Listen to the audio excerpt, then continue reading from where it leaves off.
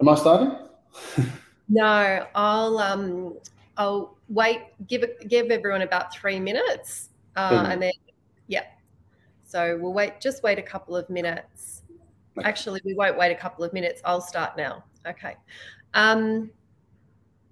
I'd just like to thank everyone for coming along today. My name is Renee, and I'll be introducing this session, which we will be recording as well. And this event forms part of our 2023 is a Shit Show Job Seeker webinar series. I like saying that. I'd like to introduce Mitch King today. Mitch is the head of talent at Mutinex. Prior to his current role, he was head of talent for Linktree for close to 3 years. Mitch has over 26,000 LinkedIn followers who look forward to his witty posts that cut through the channel and provide a fresh take on the TA industry. So just a little bit of housekeeping. Just keep yourselves on mute to minimise distractions. And if you do have a questions, pop it in the chat for us and we'll respond to questions at the end of the session. I'd just like to hand over to Mitch now, who will be speaking about creating a killer personal brand. So over to you, Mitch. Thanks, Renee. Hello, everyone, although I can't see anyone. So this is, I hope there's somebody there, just at least one of you, so that I'm not just talking to myself. Now, I haven't used this platform before, so I'm going to try and present the right screen and not show you my to-do list. Share screen.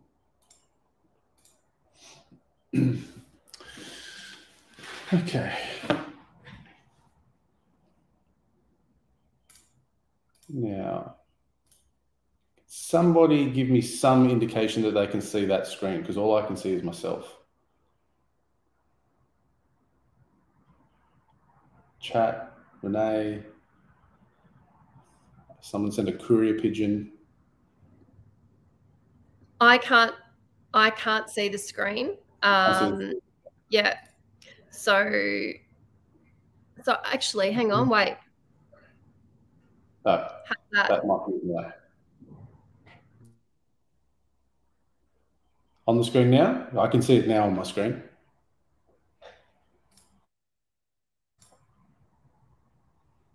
Cool. I think I can see it because when I click this, that changes. Hey, animated. So I guess from a quick wave introduction, Renee covered, my career. Currently head of talent at Mutinex, a B2B SaaS company in Australia, now first American hire as well. Prior to that, Linktree and a background in agency recruitment in tech and creative. Now, when it comes to personal brands, I kind of sit on a couple of different categories in my thoughts and beliefs on this. So I think sometimes what I would call experts may take things a little too far in how they advise people develop, start, promote their personal brand. But I also see the benefits of it. So I'm going to straddle the fence a little bit throughout this. I'm going to try to not take up, I think this session's booked for an hour, definitely won't run for an hour. I believe everyone has short attention spans these days, and encourage requests, questions. If you can somehow jump in, go for it. If not, send them through and I'll get to them at the end. So firstly, on that point, what is a personal brand? Like everything, there's different opinions on what this is.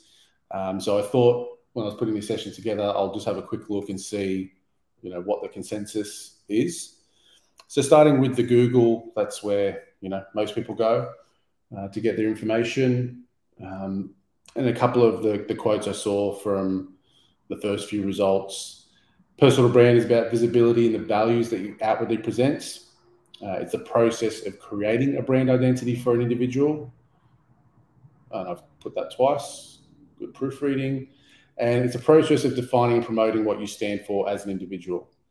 Now, I did see one comment on that pointed out that your, I've just forgotten the word now, someone's not perception, reputation and how that differs from a personal brand. And the example they gave was that reputation is what you can, I guess, point to and prove, whereas personal brand is more of what you can represent without having to have proved it, which I think we see a lot these days. I'm assuming if you're here, you've probably seen this from LinkedIn, so you know what LinkedIn is like as a platform. There's good and bad. And a lot of the, can I say, experts with inverted commas a lot, the way they'll sort of be promoting this is often with an agenda. So they'll promote the benefits of personal brand to get you to click onto something to buy their program. So it's a little bit loaded. So these are some of the Google definitions, but if I didn't ask ChatGPT what it thought, I just wouldn't be cool, wouldn't be down with the cool kids. Now, I mean, it's really long. This is recorded. Go back and read it if you want. Put it into ChatGPT if you want. But it's really quite boring. My personal definition, and I haven't really, crafted this with a lot of time or thought or said it publicly. But when I think of my personal brands, I think it's having people think about you, so getting them to remember, recall you, and what you want them to say about you when you're not around. So I think a lot of time the personal brand's agenda is for a couple of main purposes. That's for obtaining a job. That might be for promoting a business or service, particularly if you're self-employed. When you're a company that's hiring people, so if you're a manager and there's a role going in your team and somebody that knows you sees that role, what's their perception going to be without talking to you or asking anyone any questions? Just what are they going to think about you when you're not around? So an example I might give is I'm in talent acquisition. So if a role comes up in talent acquisition, my personal brand, the aim of my personal brand is to get someone to say, how about Mitch? That guy could be good. So two answers. One, remember my name, put me forward as a suggestion, and then say good things about me. So that's the simplest way that I view, I guess, my own sort of personal brand. Now, the topic, I believe, was sort of how to get a killer personal brand. So probably boring you to death with what the definitions are. So Judy is asking us. So how, where, why, how do you do it? Now, why LinkedIn? And I guess anyone who is aware of me, what I post, LinkedIn, there's a few reasons for it. Now, it has a bit of a monopoly in terms of the career social media platform. It also, and I've seen even the most expert of experts, people like Gary Vee, sort of promote that it's one of the last platforms that has significant reach without having to pay for it. So that might be changing on a daily basis. They change their algorithm, but a post, someone who regularly posts on LinkedIn, I haven't looked at my stats recently, but I might have 20,000 views on a post. Now, if you're looking at that from a marketing perspective, if you're marketing a brand, if you're in advertising, how much would it generally cost to get 20,000 eyes on something? And that's on a fairly regular basis, 4 or 5 days a week. So that sort of brand recall, again, anyone in marketing, advertising would know things like, purchases aren't made often on the very first interaction with a brand. And that would be the same when it comes to personal branding. So now I know what some of you may be thinking. I won't translate this GIF for you, but it's actually one of the benefits for doing personal brands on LinkedIn. Now, I might just click the next slide while I talk because she is distracting me. But because there is so much let's call it bad noise on LinkedIn. Forgive my French, but there are so many wankers on LinkedIn. You know, there's Twitter accounts and Reddit threads that really focus on the unhinged influencers on LinkedIn. It can actually make standing out somewhat easier. And it was one of the drivers for me to originally start posting on LinkedIn, was I looked at this platform and thought, there's so many people on here who, you know, they're here for the right reasons, and we just have to deal with threads of inane, made up stories and do you agree posts and that sort of stuff. So it was almost the anti-LinkedIn approach that I took to that, that helped me stand out. And I'll get messages like, it's good to see someone that's not like the rest. And that's, I've definitely seen that grow over the last years as well. I'm not definitely not the only person. I'm not unique in terms of what I do on the platform. But if you, as from a person or consumer of the platform, unfollow the people that post that garbage, people that like and comment on that garbage, you'll find that your thread is, and your feed, it can really change. And then your perception of LinkedIn changes, and therefore you might feel more encouraged to actually post on there yourself. It's not the only platform. It's just, you know, I'm here because of LinkedIn, so I may as well start with the most obvious one. I think this is out of order slightly. Yeah, let me just skip to this one. So another, maybe the most under thought of, under advised part of people's personal brand is what their actual personal brand is at work, what your colleagues perceive you to be, what your manager, your CEO. So it doesn't necessarily have to be that you're, you know, on LinkedIn posting every day, or you've got a YouTube channel, you're speaking at events, but how you act, what you stand for, and how well you're known will affect that brand. Now, the reason I feel this is really underutilized and not spoken about enough is, take any size of company, let's say 100 people. So you're one of 100 people. How many people in that 100 are you really sort of connected with? Do they know you? Do they understand what you do, what you stand for, what you believe in, what you like as a person? Now, in the general sort of averaging out, maybe of those 100 people, maybe 20 of them leave every year and go to another company. You just got to rinse and repeat those numbers. It's like how COVID spreads. You know, one person goes to another company. So all of a sudden, you've got this network of people in other companies that you haven't networked with yourself. You didn't sort of take the time to get to know them, to reach out to them. So that networking internally, not everyone likes the term networking. I think it often, especially the more introverted of us, think of men in cheap suits throwing business cards at each other.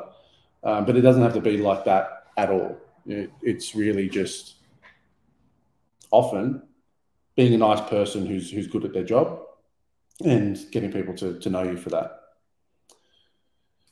Other ways, now people can't reach out, speak on this openly, sorry, directly while I'm speaking. I'm not sure if anyone understands this GIF, but it's from the TV show Community.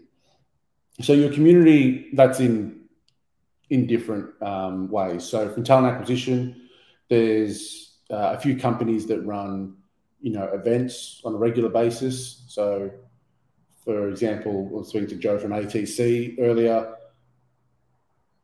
How do I be known to Joe at ATC so that when she's like, I want someone to talk about personal brands, she'll think of me. That gives me an opportunity to have an audience. Might be Slack groups, alumni,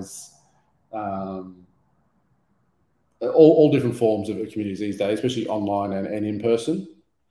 So being active in those communities, startup, for example, there's a lot of events, communities, initiatives within the startup community. But there's a lot of people out there who are frustrated they can't get jobs in startups, but all they're doing is applying for jobs that are advertised. Having a presence, being known, and again, having this personal brand, if you want to call it that, within startups will go a very long way. So back to the slide that was out of order. So when will your personal brand pay off? So I guess to give some real life examples, just give me 1 second for a drink. I always mute when I drink because when I interview people, especially when they have AirPods in and they drink, I can hear their internal organs functioning. So when will your personal brand pay off? I'll give an example. The last 2 jobs that I have had, Mutinex and Linktree, they both purely came from LinkedIn.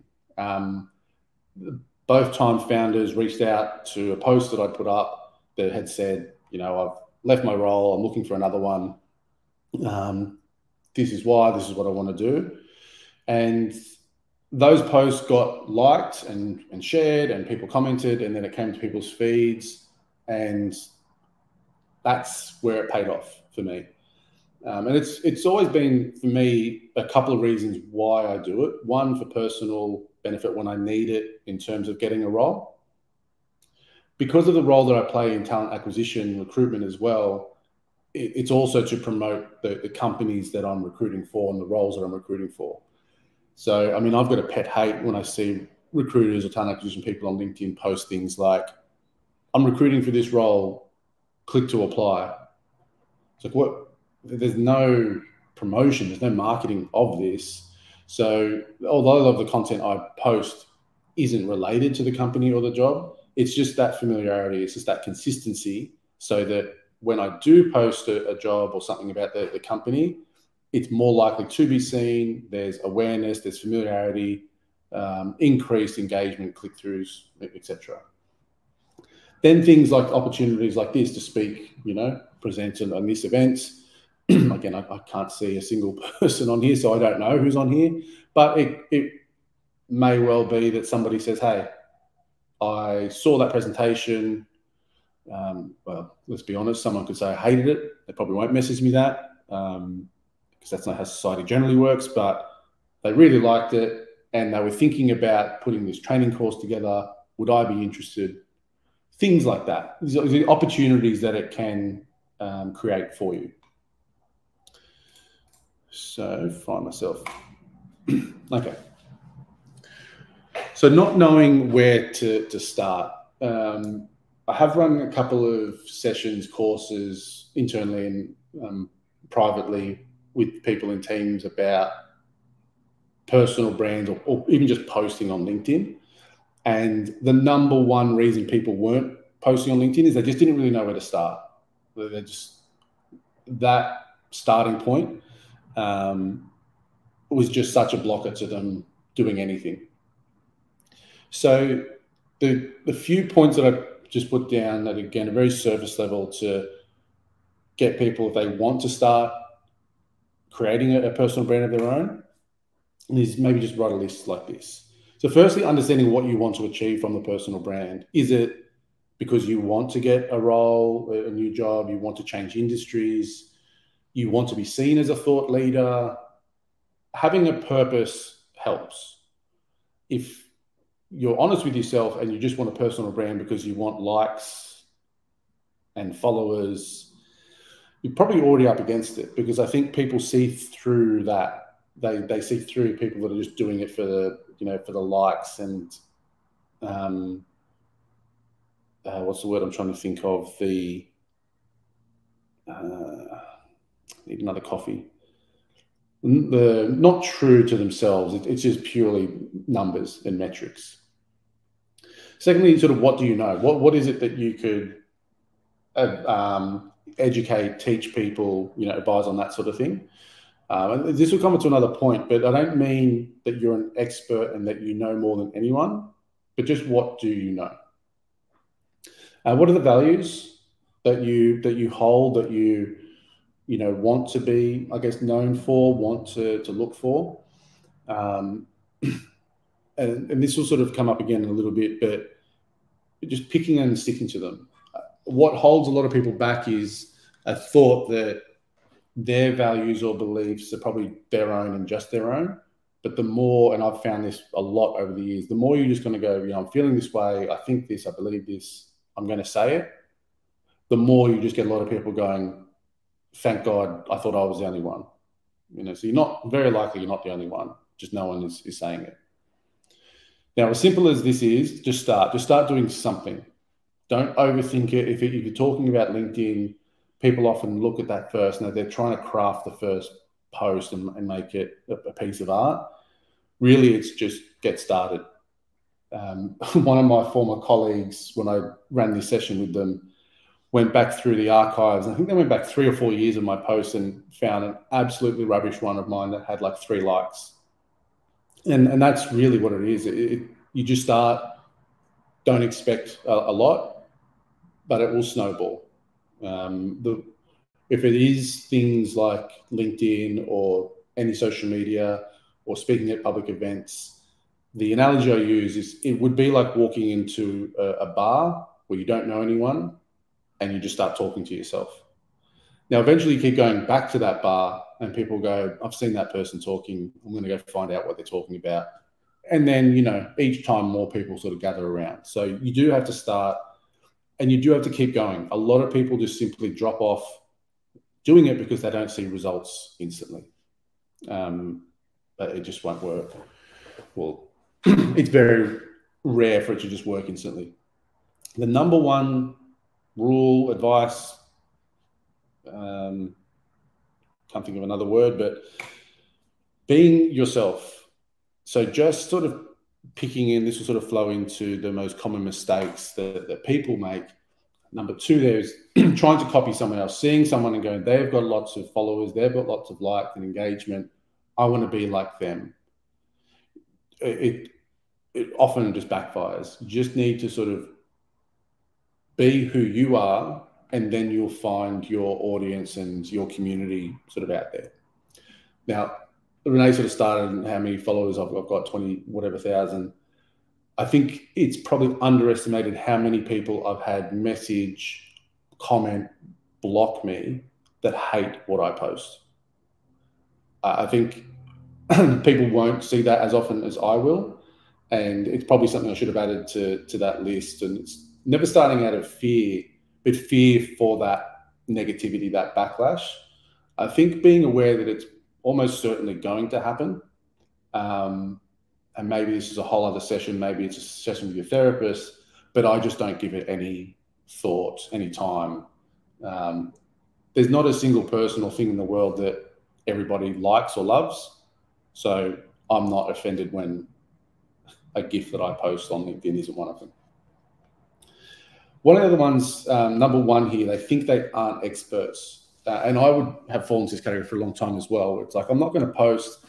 I'm even reluctant to accept invites to present at things like this because I don't feel like I'm an expert. But the more I've sort of gone through these things is I don't need to be an expert, but I know some things, and often some of those things are more than the people who are attending. So if they want an expert level session, they'll find an expert or a perceived or self-promoted expert. But being relatable, I think, goes a lot further, than knowing more. So being someone that could say, pick a topic, data science, because I'm deep in data science recruitment at the moment. Not necessarily saying I'm the number 1 data scientist in Australia, but someone who can say, let me translate some of the harder to understand things about data science at a simpler level, and I can engage with that audience. So I've got a following of people who are really interested in data science, but are afraid to ask the questions. Starting and stopping results aren't instant. I'm sort of touched on that. And this final one, present themselves one way publicly and act a different way privately. I think it flows into number 2 of copying others and putting this brand out there. There was a really good example of a CEO, I think his name might be Dan Price, and he was really well known on LinkedIn, and he was basically like a bit of a Robin Hood of the tech world. Took low salaries, took care of his staff so well. His staff loved him so much, they bought him a Tesla, all sorts of things like that. Then, if I've got the name right and you Google it, you'll find a story, I think, on the New York Times, where this was basically all a PR stunt. Internally, this was one of the most toxic people you've ever sort of heard of. A lot of these stunts, like the Tesla purchase, were stunts. They didn't actually occur that the team bought it for him. It was like bought it for himself and took a photo, had a ghostwriter on LinkedIn. So that first-hand personal experience will kill your public personal brand quicker than pretty much anything. So based on all of that information, you're now ready to have a killer personal brand. I'm very confident in your abilities, even though I can't see a single one of you. So now it's question time, if there are any. Don't exactly know. Oh, here's Renee.